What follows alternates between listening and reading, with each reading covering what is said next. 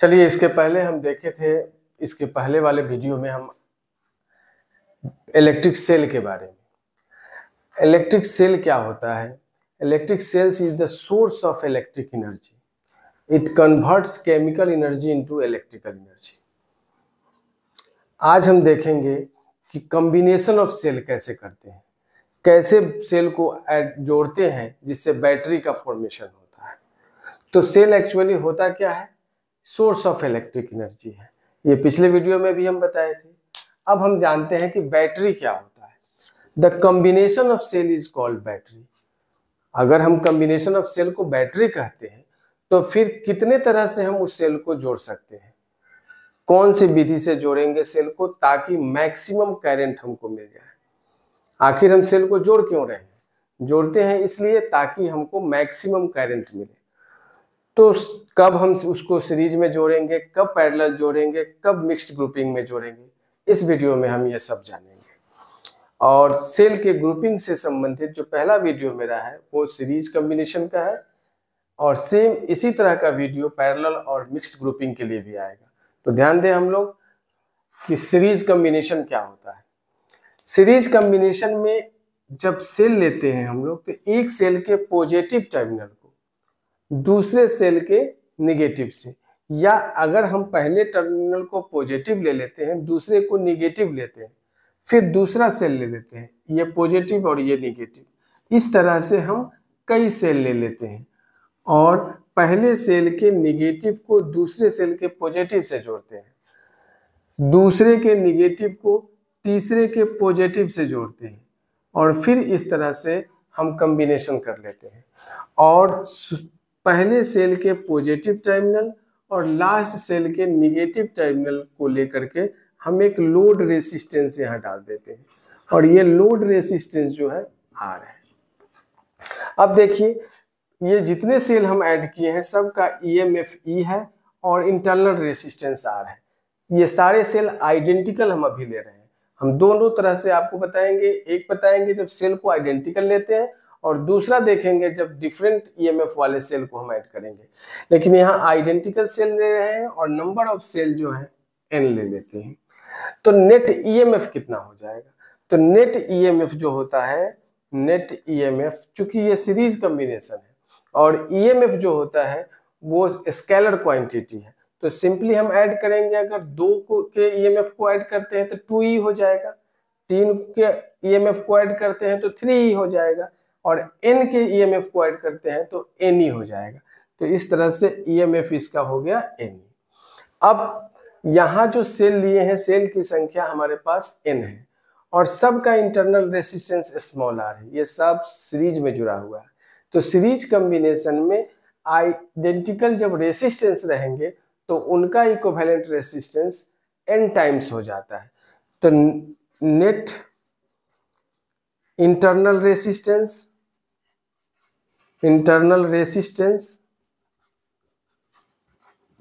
Of cells is equal to NR। अब ये जितने सेल हैं इस सब के सीरीज में एक लोड रेसिस्टेंस हम ऐड कर दिए हैं, वो कैपिटल R है। तो टोटल रेसिस्टेंस कितना हो गया? Total resistance is equal to NR plus capital R। ये टोटल रेसिस्टेंस हो गया। अब आप जानते हैं कि करंट, ये पूरा कॉम्बिनेशन करंट कितना देगा। तो मान लीजिए कि इस कॉम्बिनेशन से हमको करंट I मिलता है, तो I इज इक्वल टू क्या होगा? Total EMF। तो नेट EMF कितना है? NE।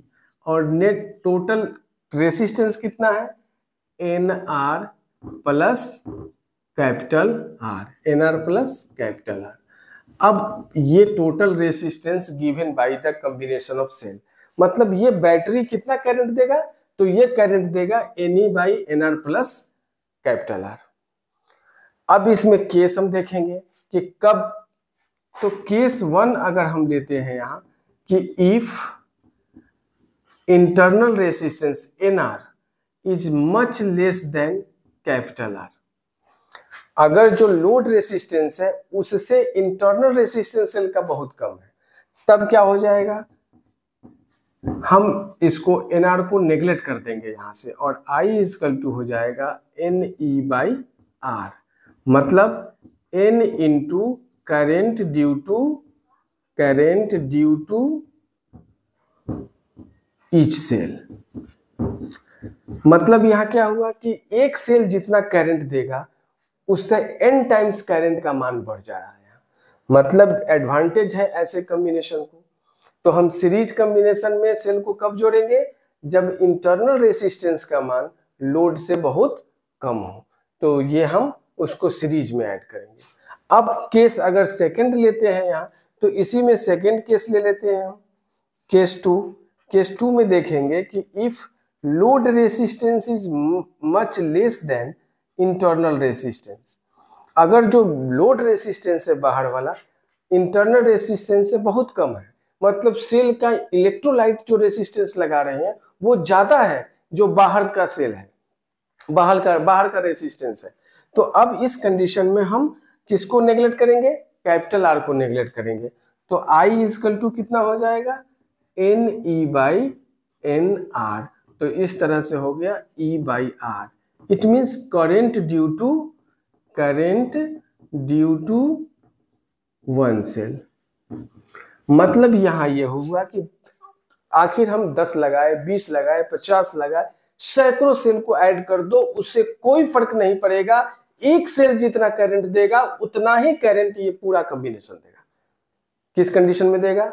जब इंटरनल रेसिस्टेंस का मान ज्यादा हो जाएगा। लेकिन अगर इंटरनल रेसिस्टेंस का मान कम है तो उस कंडीशन में करंट का मान मैक्सिमम हो जाएगा, बढ़ जाएगा। तो इसलिए अब हमको सबसे पहले ये देखना होगा कि सेल में क्या हो रहा है, इंटरनल रेसिस्टेंस अधिक है कि लोड रेसिस्टेंस अधिक है। अगर इंटरनल रेसिस्टेंस अधिक है तो सीरीज कॉम्बिनेशन से कोई फायदा नहीं है। एक के बदले आप 100 सेल जोड़ दो, करंट का मान जो एक सेल देगा उतना ही देगा सब। और अगर आप इसमें लोड रेसिस्टेंस अगर ज्यादा है, इंटरनल रेसिस्टेंस सेल का कम है, तब सीरीज में जितना सेल जोड़ोगे उतना टाइम्स करंट का मान बढ़ता चला जाएगा। ठीक है, अब हम लोग देखते हैं यहाँ कि सीरीज कॉम्बिनेशन में ये तो हमने देखा कि आइडेंटिकल सेल थे, तब अगर यही जो सेल है आइडेंटिकल नहीं हो करके अलग अलग मान हो जाए, मतलब EMF E1 हो जाए, E2 हो जाए, E3 हो जाए, तो उस कंडीशन में क्या होगा? अभी हम लोग देखें नॉन आइडेंटिकल सेल के लिए। तो आइडेंटिकल सेल में कब हम मैक्सिमम करंट और स्ट्रॉन्ग करंट वो सेल देगा, कैसे कॉम्बिनेशन करेंगे? तो अब देखना है कि नॉन आइडेंटिकल सेल हो तब। नॉन आइडेंटिकल का मतलब इसका EMF सब सेल का अलग अलग है, इंटरनल रेसिस्टेंस अलग अलग है। तब क्या करेंगे?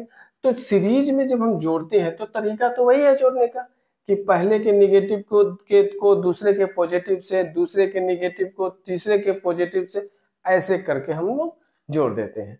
लेकिन नेट EMF क्या होगा?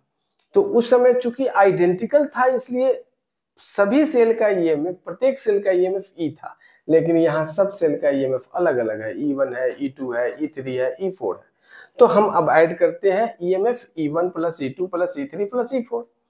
अब इंटरनल रेसिस्टेंस की बात हो रही है, तो आप जानते हैं कि इंटरनल रेसिस्टेंस जो होता है वो सब सीरीज कॉम्बिनेशन में है। तो सीरीज कॉम्बिनेशन में क्या होगा? सिंपली ऐड हो जाता है, तो R1 plus R2 plus R3 plus R4। और इस कॉम्बिनेशन के सीरीज में ये लोड भी है, तो लोड जब है सीरीज में तो सबको ऐड कर देंगे, टोटल रेसिस्टेंस निकल गया। अब हमको ये नेट EMF पता है, टोटल रेसिस्टेंस पता है, तो करंट नहीं पता होगा। करंट बराबर क्या होता है? I is equal to V/R means EMF by resistance. तो E1 plus E2 plus E3 plus E4 by R plus R1 plus R2 plus R3 plus R4। इस तरह से हम नॉन आइडेंटिकल सेल के लिए करंट का मान निकाल लेते हैं। ठीक है, अब हम लोग देखते हैं, अभी तक देखे हम लोग कॉम्बिनेशन, उस कॉम्बिनेशन में क्या देखे? Series combination. अब देखते हैं कि सीरीज कॉम्बिनेशन करते समय अगर बच्चा गलती क्या कर सकता है, तो रॉन्ग कॉम्बिनेशन किस केस में होगा? तो अभी तरीका क्या था जोड़ने का, बताए थे आपको कि पहले सेल के निगेटिव को दूसरे के पॉजिटिव से जोड़ना है, दूसरे के निगेटिव को तीसरे के पॉजिटिव से जोड़ना है, लेकिन अब तीसरा का निगेटिव अगर चौथे सेल के निगेटिव से जुड़ गया, रॉन्ग कॉम्बिनेशन हो गया। अब इसमें ये कॉम्बिनेशन क्या कहलाएगा? Wrong combination of series combination होगा। ये सीरीज तो है लेकिन रॉन्ग है। क्यों रॉन्ग है? क्योंकि जोड़ने का तरीका क्या था? एक के निगेटिव दूसरे के पॉजिटिव, दूसरे का निगेटिव तीसरे के पॉजिटिव, लेकिन यहाँ क्या हुआ? दोनों निगेटिव जुड़ गया। ये बड़ा वाला को पॉजिटिव और छोटे वाले को निगेटिव हम कहते हैं ना, तो ये पॉजिटिव ये निगेटिव, देखो ये भी निगेटिव ये भी पॉजिटिव। अब यहाँ देखो कॉम्बिनेशन में क्या हो रहा है, एक के साथ अगर एक गलती करेगा तो उसका खामियाजा उसके पड़ोसी को भी भुगतना पड़ेगा। देखो यहाँ एक सेल तो रॉन्ग कॉम्बिनेशन में आए लेकिन अपने साथ एक और को ले गए, दोनों ले गया। तो रॉन्ग कॉम्बिनेशन में अगर सबका ईएमएफ ई है, इंटरनल रेसिस्टेंस आर है, तो नेट ईएमएफ क्या होगा? नेट ईएमएफ इक्वल टू होता है n-2x इंटू ई। n क्या है? Total number of cell. तो टोटल नंबर ऑफ सेल को हम लोग n कहेंगे, where n equal to total number of cells. x क्या है? नंबर ऑफ रॉन्ग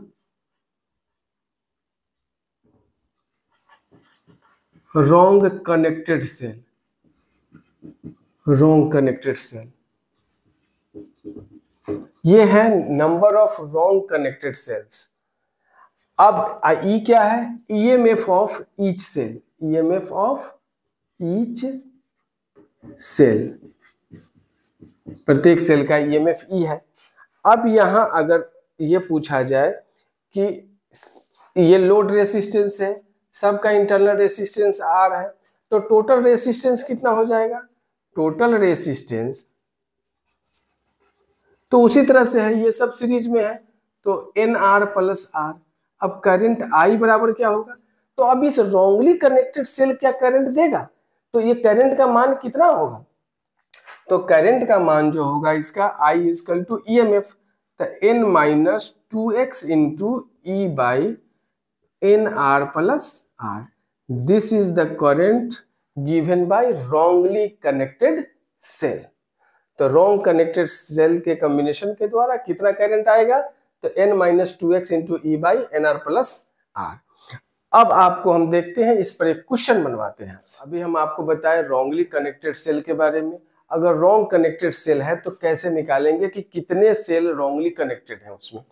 अगर हमको टोटल ईएमएफ दिया हुआ रहे या ईएमएफ ऑफ ईच सेल दिया रहे, तो देयर आर 30 सेल्स, हमारे पास 30 सेल दिया हुआ है। गिवन में क्या है?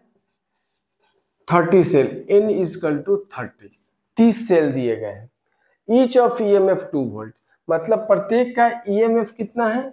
2 वोल्ट है। अब कहता है they are grouped in series, ये 300 सेल कैसे जुड़े हुए हैं? सीरीज में जुड़े हुए हैं।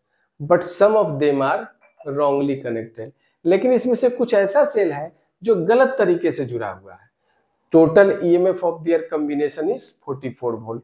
तो टोटल ईएमएफ दिया है कितना? टोटल ईएमएफ दिया है इस कॉम्बिनेशन का 44 वोल्ट।